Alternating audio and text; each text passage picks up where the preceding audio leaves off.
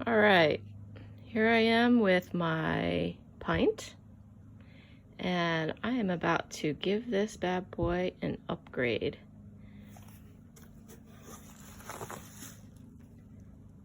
Got the quart.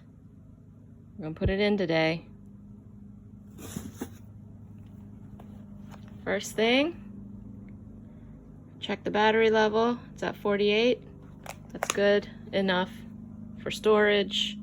Eventually I might get an external pack for the pint battery that comes out, for the stock battery, and use it as an external power pack. All right, so the first thing is the T20 size for the fender. That'll come off. And then I'll have to peel back my rail guards with a blow dryer. I'm gonna try to heat it up so that the adhesive still sticks. We'll see if I end up ruining them, but should be all right. Ta-da! All right, next is the foot pad removal. Same bit size, T20. All right, got those two out, and then in order to take the foot pad off, you have to take these out as well. Haha, don't forget these two as well. All right, well, it took a little bit of shaking, but here's the bumper coming off. All right, it's kind of beat up. I did buy a set of float plates, and when I bought this board used, it came with an extra set of bumpers, but everything looks okay, so I might just put this one back on. There shouldn't be any structural damage anyway, because I haven't really been doing tricks on this board. Okay, so the next step is to take the hub bolts out, but as you can see, these Craft and Ride HD rail guards don't have hub bolt access holes, so I'm gonna have to peel this back. I have this very old school blow dryer. We're gonna try to heat it up to peel back the rail guards, and then use my T30 to get the hub bolts out. Okay, I was able to heat it up and peel back the rail guard to expose the hub bolt, but I needed to upgrade my my drill. So this is a great battery powered screw gun. It's not an electric drill, but it gets most of what you need to do done. But you know, the hub bolts are in there with an impact driver, so I got an electric drill instead, and we will hopefully be able to take the hub bolts out with this. Success! Alrighty, got the hub bolts out. The next part is the wire harness, wire protector. These are tiny, probably a #1 Phillips head, but it also, you need clearance, so if you have a long tech screwdriver, it's much easier than trying to fight with a full-size screwdriver, which is too short. All right, so bumpers off, foot pads off, hub bolts are out, wire protector is out. Next thing is these rail attachments. They actually attach the aluminum rail to your battery box. So these 4 come out, and then the fun part will be shimmying this apart and pulling this entire controller box out, not controller box, the battery box out, with the wires still attached. We shall see. Well, that was a pain. I did get it out eventually, but these rails are pretty stiff. They're not nearly as loosey-goosey as on the YouTube video, so I had to mess with it to get it out. But now that it's out, You're supposed to flip it gently. All right, so that's the bottom of my battery case. All right, so here we are. These are the infamous IPR screws. It's a security bit, 5-point, very rare, hard to find. Okay, as I was saying, 5-point security bit, very hard to find. And I forgot to order the bits in time. So we figured out a solution though. This is part of the tech bit set that we have. This is another type of security bit. Usually you see just 2 holes on the screw. And this is how it fits. We were able to get it out this way. Whoop, whoop, whoop, whoop. All right, flipped it back over and take the lid off. Ooh. That's the stock battery. All right, this is the plastic cover. Had some tiny Torx attachment that takes those little plastic screws out.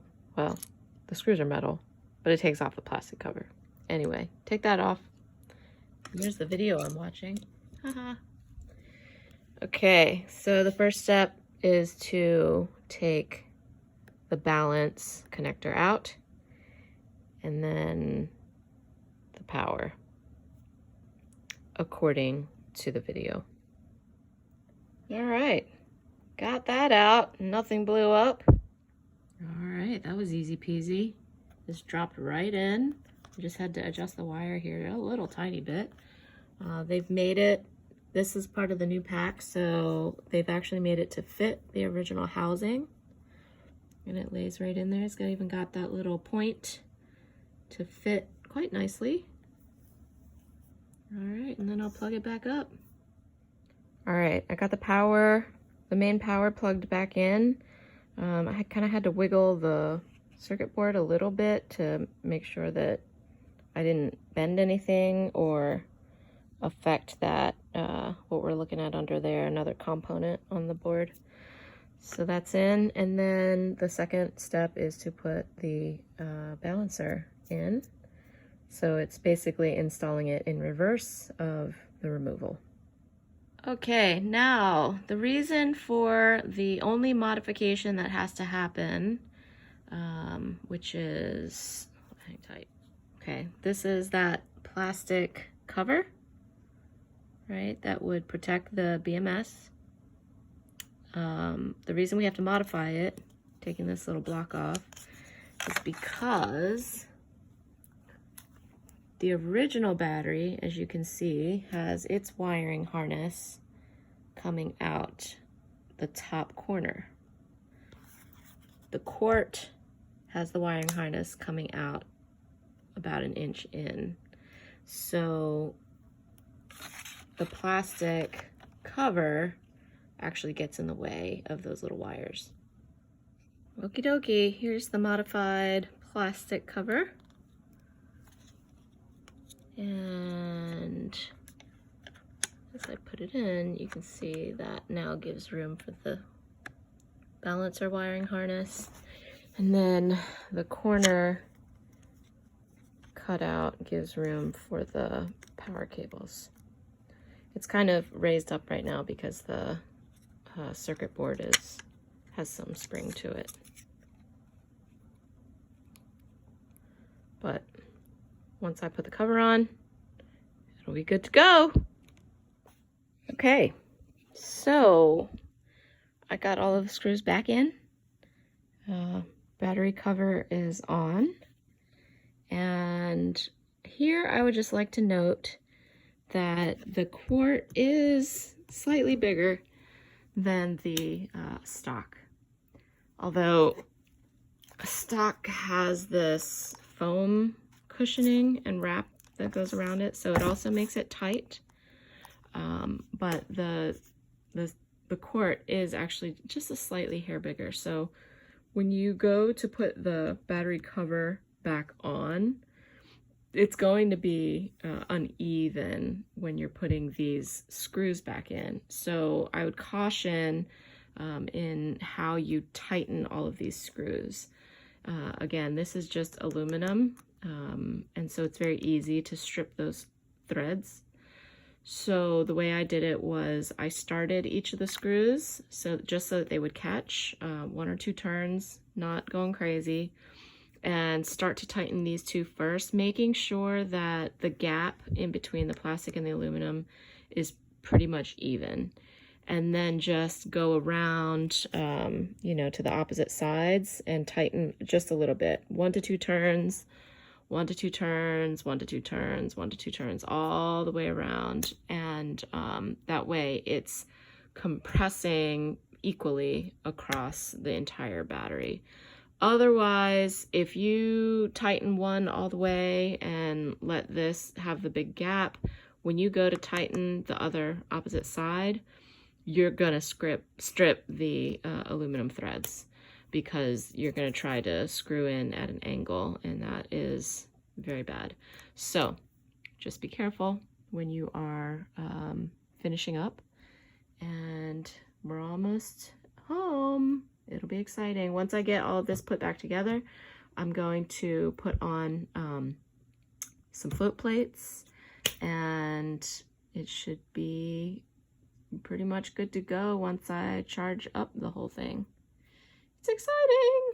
And by the way, when I opened this up, this crack was already opened. I did not cut that. So I don't know if it just cracks from all the movement or if somebody already opened this up. I don't know. It was a used board. I don't know. But anyway, this was fun. All right, so I just put my Cush High foot pad back on. But the bottom is going to be different when I put the bumper back in, because I'm going to put the float plate on. So you actually have to remove these screws from the rail, which I'll show you I've already done. All right, so I have put in the 2 bumper screws. All right, and I left out this pair, and this pair, because the float plate will be installed, and they have sent longer screws to make sure that it reaches through the float plate. And before I do that, I will clean this up a little bit so that the adhesive will stick.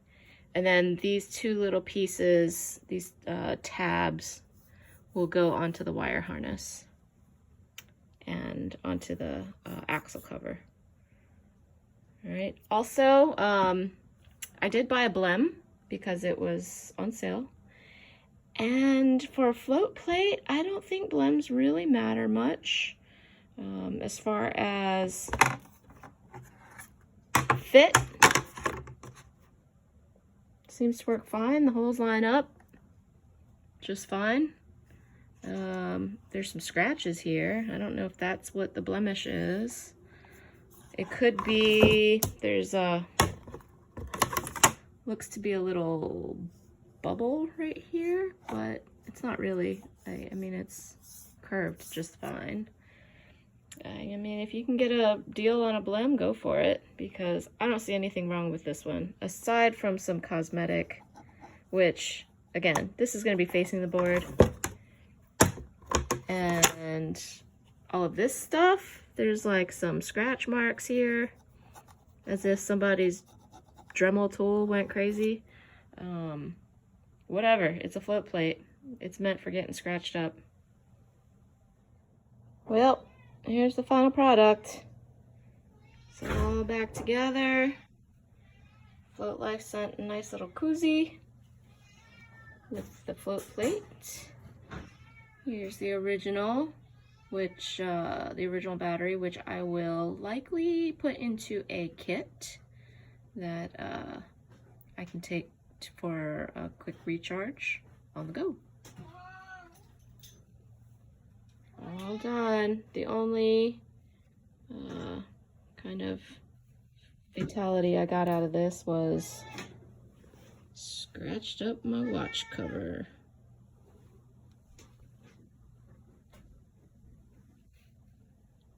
Now it's just gonna get plugged in overnight and we'll see how far it goes.